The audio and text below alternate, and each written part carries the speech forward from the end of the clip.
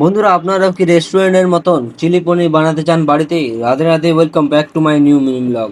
বন্ধুরা, শুরু থেকে শুরু করি। প্রথমে বন্ধুরা, আপনারা যে পরিমাণ চিলি পনির বানাতে চান সেই অনুপাতে জিনিস নেবেন। যেমন আমি নিয়েছি পনির 250 গ্রাম এবং একটা সিমলা মির্চ, একটা দুটো পেঁয়াজ। আমি যেরকম বন্ধুরা কেটেছি সেই অনুপাতে আপনারাও কাটুন। একটা বাটিতে লঙ্কা গুঁড়ো এবং জল অল্প নিয়ে করে মাখিয়ে পনিরের উপরে দিয়ে দিন। আর অল্প পরিমাণে কর্নফ্লাওয়ার দিয়ে একটু একটু পরে আবার কর্নফ্লাওয়ার দিয়ে ভালো করে মেখে ফেলুন। কড়াইয়ে তেল ঢেলে গরম করতে দিন। যেই দেখবেন তেলটা গরম হয়ে আসছে, একটা একটা করে পনির তেলে ছাড়ুন।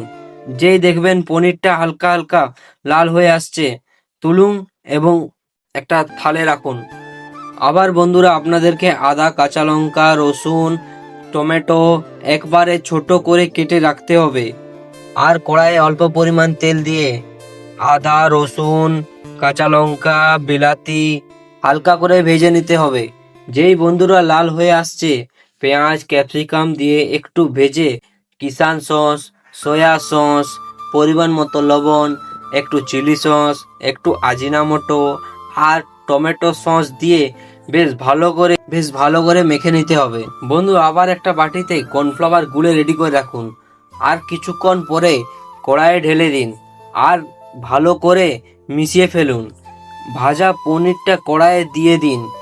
আর আমি অল্প পরিমাণে রেস্টুরেন্ট মশলা দিয়ে দিলাম আর অল্প পরিমাণে ধনেপাতা দিয়ে দিই, যাতে তার টেস্ট আরও সুন্দর হয়। বন্ধুরা, আপনারা কারা কারা আপনাদের বাড়িতে চিলি পনির বানাবেন অবশ্যই কমেন্টে জানাবেন। বন্ধুরা, আপনারা চিলি পনিরের ফাইনাল লুকটা দেখুন।